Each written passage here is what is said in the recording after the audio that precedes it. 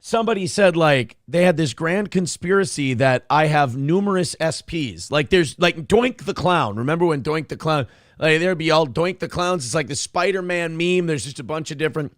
Well, anyway, one of my SPs was over today.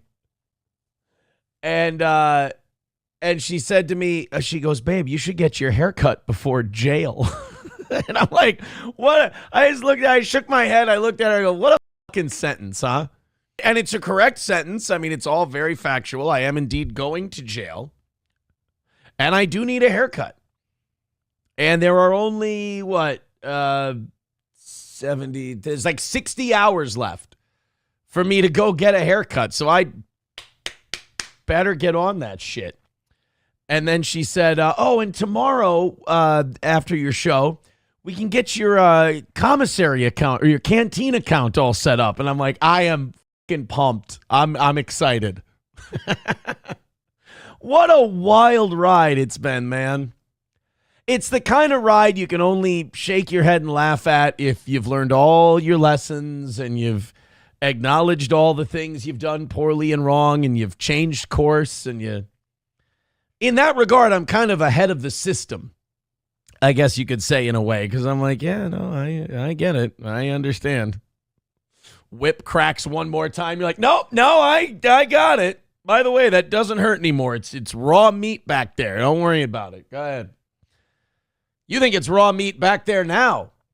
So yes, it was today. She goes, oh, honey, she just kind of, she put her fingers through my hair and she goes, oh, we should get you got to get a haircut before you go to jail. I got to look nice. It's like picture day in school, you know.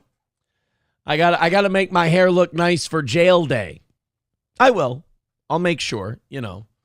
I don't want anything anyone can grab onto, you know. We want to avoid that at all costs. Benchtop Model says SP number whatever is a good egg. Yeah, whatever number SP this is, I got to check with Shit Show and everyone else. I got to see what number SP am I on? I thought I was on the original SP. I found out today that I'm wrong. They're the best. I don't want to pretend like I don't love them. Pen 15 Fathead says, who really gives a shit who you are dating? Don't say that. They get really mad. If you say who gives a shit who you're dating, they're going to get really mad because they care. They care big time. Might go, no word on anything yet. No word. I don't know. I don't have any idea how this shit goes. I don't know how it works. I'm sure I'll get word at some point. Does make it a little harder to make plans because I'm ready for either one. There is one option, like my lawyer put out an option that, like if it's weekends or if it's all of them, I'm really okay with either because both of them have positives, you know? But there's one that I think he threw out there. I don't know if he did. I certainly didn't ask for this one, but I think he threw out an option of like 2 segments of 4 days. I don't like that one. I don't like the 2 segments of 4 days because that's longer than a weekend, and then you got to do it twice. I'd rather have 4 2s or 1 8. Those would be my 2 preferences. So knowing my luck, I'm gonna end up with 2 4s. That's what I'm gonna end up with. Honky says, what about house arrest? I don't really know. I mean, that would have been. I'd have taken 30 days of house arrest, but then you're such a lazy you just sit in your house. I think you can go like a certain like area or like out to your mailbox and shit, but like I don't know.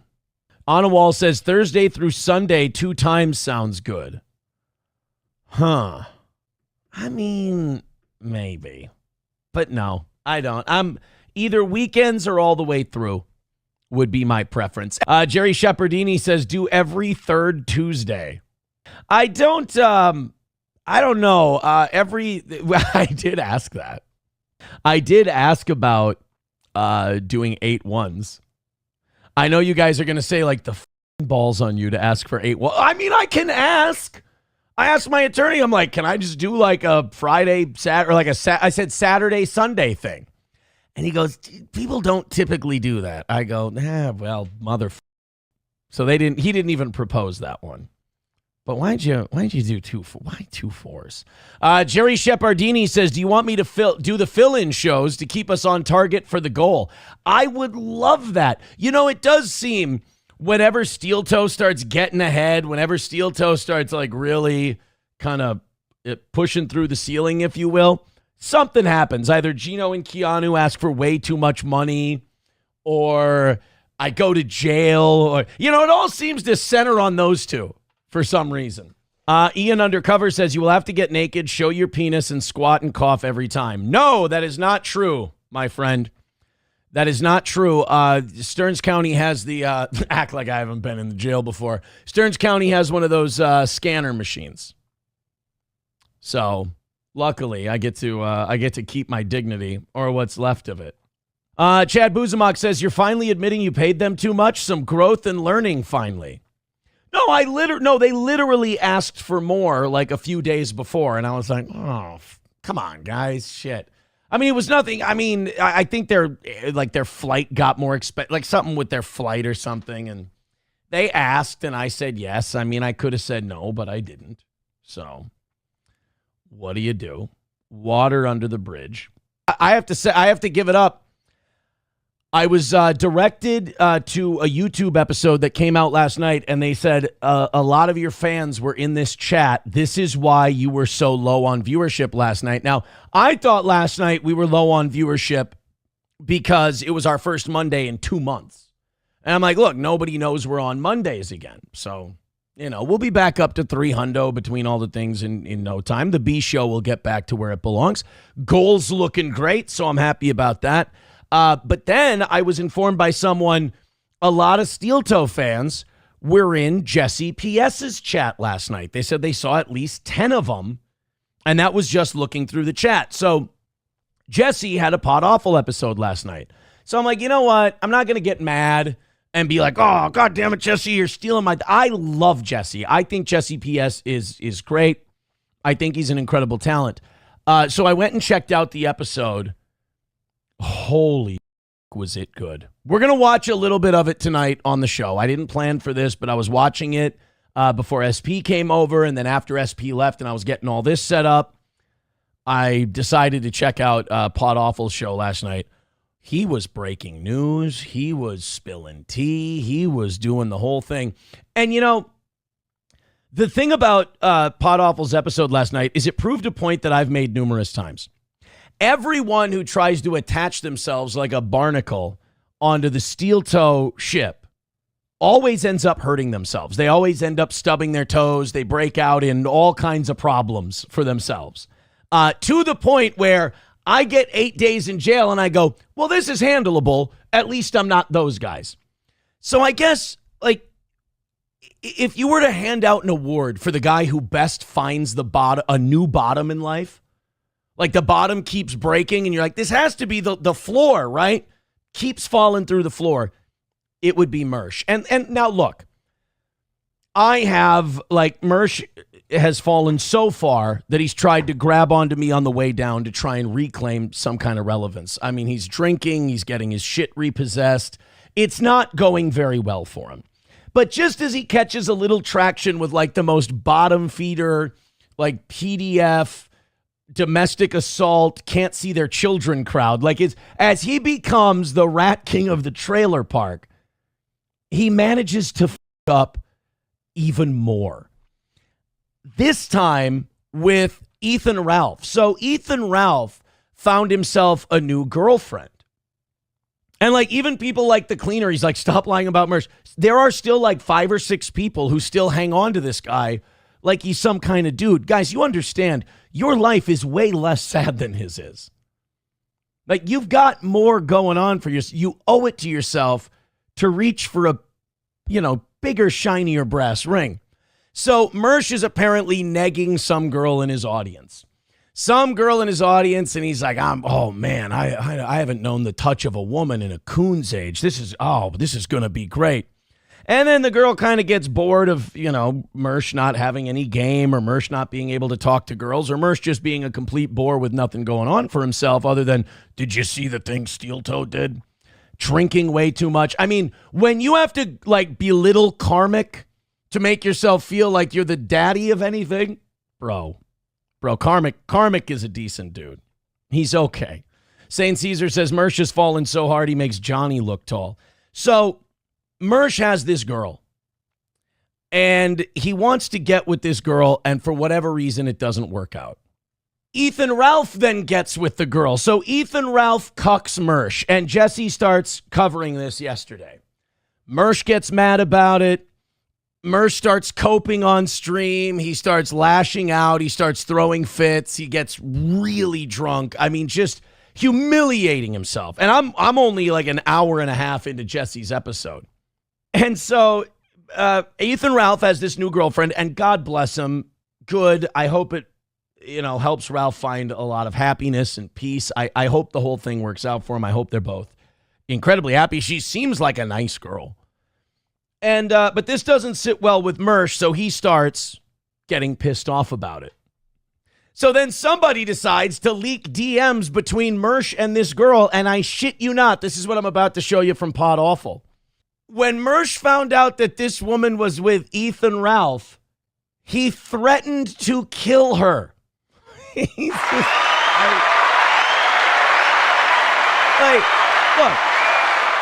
we've all wanted a girl and it didn't work out. Yeah, I'm twice divorced myself.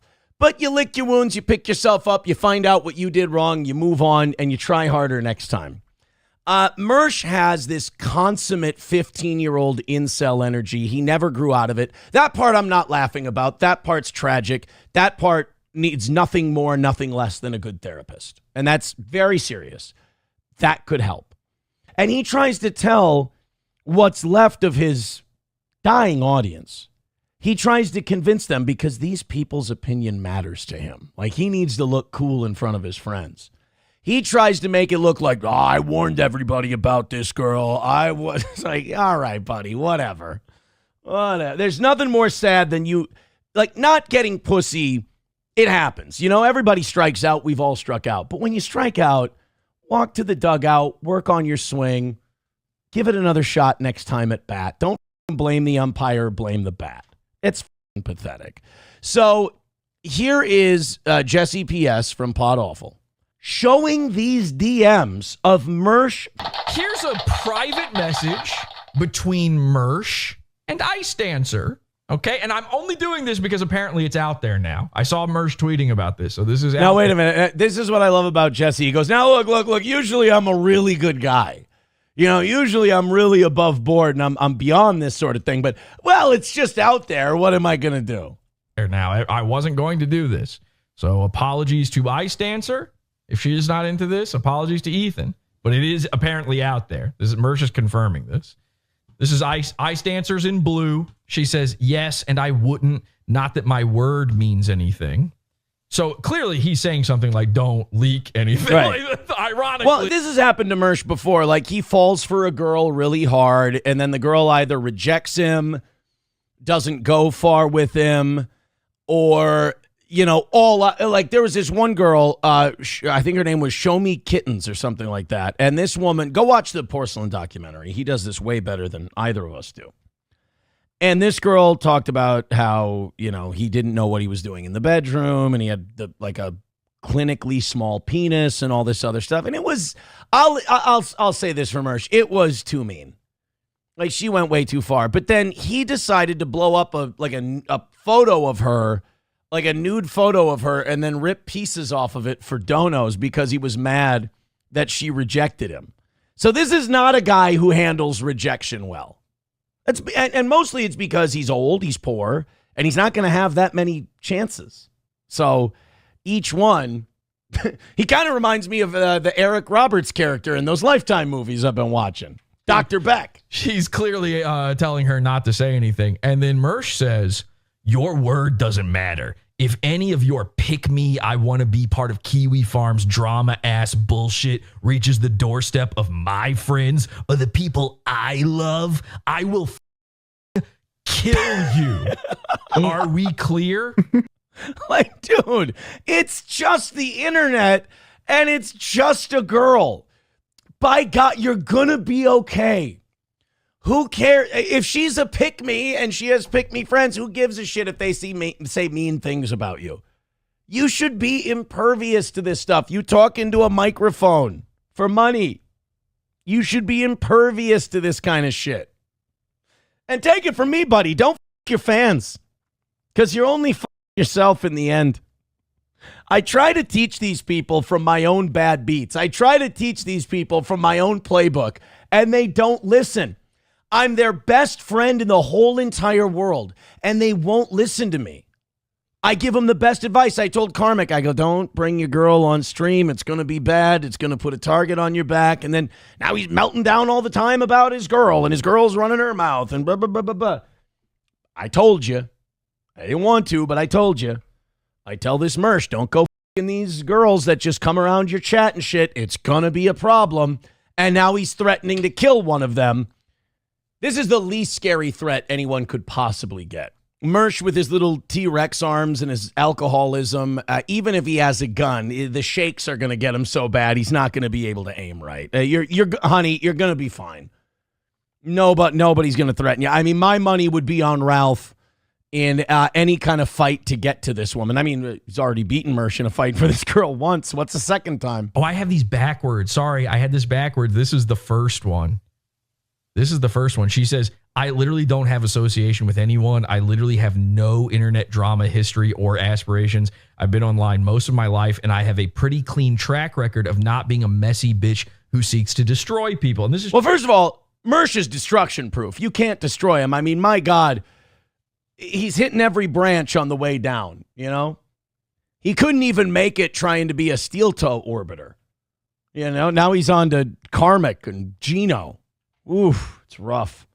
And now you're getting cucked by Ralph. She didn't leak this. He says, yeah, I know, but we aren't. If your online life f***s up any of my people's real lives, I will kill you myself. Are we clear? So he threatened to kill her twice. Now, again, consider the source. It's not that much of a threat. But the guy's a psycho. He's got a drinking problem. He's got a gambling problem. He's got a money problem. He's got a no women problem. He's got an anger problem. I mean, people talk about women being walking red flags. You got to recognize the guys, too. And that is a stay the fuck away nuclear fallout zone right there. Oh, my God. So if you're wondering what was going on last night, I don't know why I even went up against Jesse PS, because I'm about an hour and a half into this episode. Ethan Ralph has just appeared on last night's Pod Awful, and that's where I'm at. So, I mean, good work, Jesse. Unbelievable job. Jesse PS has been the devil for Mersh. I mean, he has owned Mersh constantly. He is essentially Mersh's Beelzebub at this point. And I will say this, and he said it many times on his show last night, I think you have to admit Jesse PS is officially on a generational run.